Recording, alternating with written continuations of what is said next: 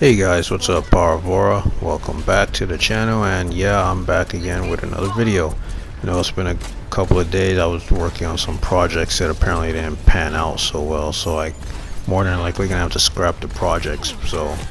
But anyway, in today's video, what you're gonna be seeing is some season 3 competitive on Route 66, and as you can see, as usual, I'm Farah. This is before I unlocked my golden gun, because season 3 was actually the first competitive season that I played in Overwatch.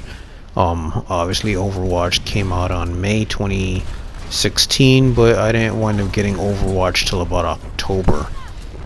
But anyway, back in season 3 I actually was in gold, and I made it to platinum, as you can see in the symbol. And obviously, as you can even see, I have full functionality of my controller. But in my recent videos, you've heard me say that my controller is breaking down. So in season 4 I'm back in gold division, and I'm kind of finding it a bit hard to get back into platinum, but that's besides the point. Today's video, I wanted to talk to you about mistakes that I see players doing as far as their ultis are concerned, their ultimates. And I noticed that a lot of times it's not properly used, as in this example right here. Junkrat, the enemy Junkrat, did his ultimate, and yeah, he did get play of the game, okay? But here's already a first mistake that players do. Never use your ultimates. Okay, and in this case, this is a payload map. Okay, never use your ultimates when the enemies are already at the checkpoint, because basically, as you see, he did get a quad feed with his Riptire, but now we got the spawn advantage because we're not starting from the beginning of the map. We're spawning closer to the payload now because we got to the checkpoint. Our spawn has moved up. So basically, he just lost his Riptire for nothing. That's one mistake players do as far as wasting their ultimates. Never do it by checkpoints. Okay. Now, another mistake that I see a lot of players doing, okay, and I've even seen this on YouTube with pro players, okay, and this is more like just a bit of advice. When it comes, you have to keep this in mind. Overwatch is a team game, okay? Obviously the objective is to wipe out the enemy team and keep them from completing their objective, okay? But what you don't want to do is have your entire team build up their ultimates, okay? Okay, and obviously the enemies are going to be building up their ultimates, but you don't want to waste all your ultimates at once for a team wipe, okay? If Zarya does, if let's say you have a team of Zarya, Pharah, Diva, Reinhardt, Soldier 76, and some other hero, okay, you don't want to have it to the point where, let's say, all 6 of you have your ultimates, and then Zarya does her graviton, it sucks in all the enemies, okay, or a majority of them, 3, 4, 5, and then Pharah rains Justice, Diva throws out her bomb, Reinhardt does Earth Shatter. You don't need to waste all your ultimates to, wipe out the entire enemy team. It's always best to use like 2 and maybe 3 at most, and keep the other ultimates as a backup just in case, because, okay, let's say the enemy team has a Mercy, okay, and your teammate Zarya does Graviton, okay, teammate Pharah does Justice, okay, wipes out 3 or 4 enemies, but it turns out the enemy Mercy was not part of that combo, so Mercy's hiding off on the side. Okay, Diva throws out her nuke at the same time. Genji does Dragon Blade, whatever. Let's just say 5, 6 of you guys wasted all your ultimates to do that team wipe, but you guys didn't get Mercy. Now, the enemy Mercy comes in, does her resurrect, and revives all those enemies that you guys just wiped out. Basically now, if those enemies didn't use their ultimates, now they have the advantage in the fight because you guys have absolutely nothing to counter that. Okay, and they can pretty much in turn wipe you guys out.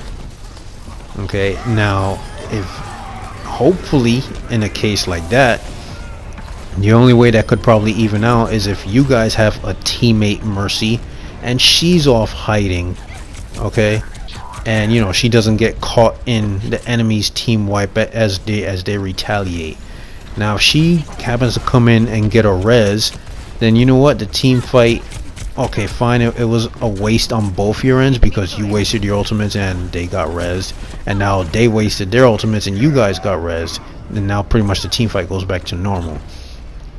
But if your teammate Mercy gets caught in their retaliation and they team wipe you, all your reses were pretty much put to waste. So I honestly suggest, you know, as an Overwatch player, when you want to combo your ultimates, only use like 2 or 3 at most. You don't need to push 4, 5, or even 6 ultimates all at once to get a, you know, a team wipe. Because even if you get four of the enemies, basically then it turns into a handicap match on the remaining 2, so it pretty much works in your favor. And plus, when the enemies start coming back, you'll already have at least 2 to 3 heroes who have ultimates ready just in case. So now another mistake that I notice from players when it comes to ultimates is, how do I say this, getting the right enemies to wipe out. Now a lot of times when obviously teams are trying to go for team wipes and they use their ultimates, it's hardly not hardly noticeable. It's very evident that they're really not paying attention to who they're ulting.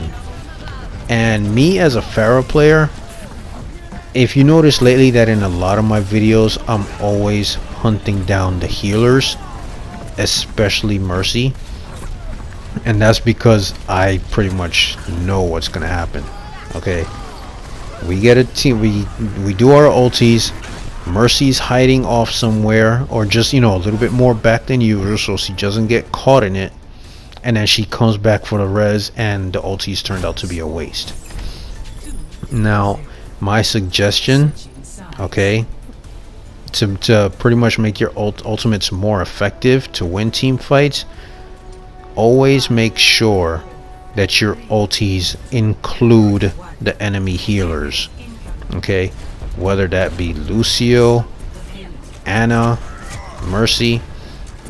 If you're gonna do your best to wipe out the enemy team, it's always best to make sure that the healers get wiped out in that ulti combo as well.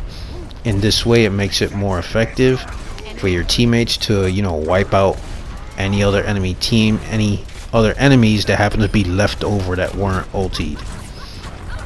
So, you know, keep that in mind. Make sure the enemy healers get wiped. Okay, that's one tip. Second tip, don't waste all your ultis at once. 2 or 3 is sufficient because from there the rest of the battle can be won. And I actually forgot what the first one was, but anyway, those are pretty much the 2 main important ones. 2 to 3 ultis at once, and then obviously make sure the healers are part of that wipe.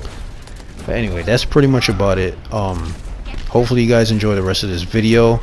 We're pretty much gonna keep the enemies here stuck at spawn pretty much. So this, like I said, this was from season 3, and I'm just bringing it now because the projects I was working on apparently didn't pan out so well, so I'll figure something out, you know, come up with another video and stuff. Anyway, hopefully you guys enjoy the rest of this video. If you did, don't forget to hit that like button. Keep that advice on mind when it comes to using your ultis to make you a better Overwatch player, and I'll see you guys on the next one. Really quick also, you know, in case you guys don't know, season 4 is coming to an end. Obviously towards the end of May, we may have like a week or 2 left, and season 5 is scheduled to start, I believe, the beginning of June, so like June 1st, around there. And also, apparently there also was a leak on Xbox for an anniversary event for Overwatch. Now, you guys pretty much know Overwatch came out May 24 of last year, and already there's been a leak for an anniversary event, one year anniversary of Overwatch. I'm looking forward to it. That's actually a video I do want to talk about, because obviously a lot of characters are going to get stuff. We already know for sure, as a guarantee, Tracer is going to get something. Tracer pretty much gets something for every event, because Tracer is pretty much the face of the game. She's on the box art, so it's only fair that obviously the Overwatch mascot always gets something. So just my quick opinion on it, I would find it really funny if every character in some way gets like a birthday outfit, or maybe even gets to wear a birthday hat, as part of a skin. That would be really funny. And also, if Overwatch, the characters get a voice line saying happy birthday to everyone. Now, it would make it even more funnier if, let's say, because Overwatch is 1 year old, everyone gets a birthday hat that has, like, I'm 1 year old now. Even though these characters all have different ages, from Diva being, what, I think like 18 or whatever, to characters in their 20s, 30s, 40s, and in cases like Reinhardt, maybe, what, 60s and stuff. So it'd be pretty funny with, Reinhardt having a birthday hat on his head saying he's 1 year old. Just imagine that. But anyway, that's pretty much definitely going to be the next event. Looking forward to that. And yeah, hopefully, other than skins, we get like, highlight intros, so maybe birthday cake sprays and all that stuff with them celebrating the Overwatch characters and stuff. And I believe there's also some balance changes, but I'm not really too familiar on what's going on with that at the moment. I've heard there were some changes in the PTR, but I'm not exactly too sure on what's going on with that.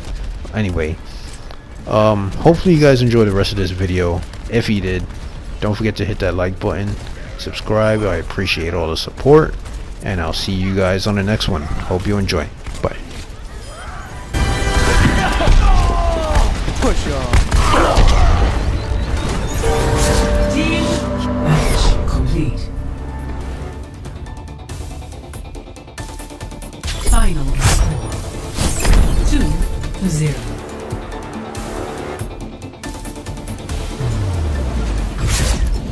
Victory!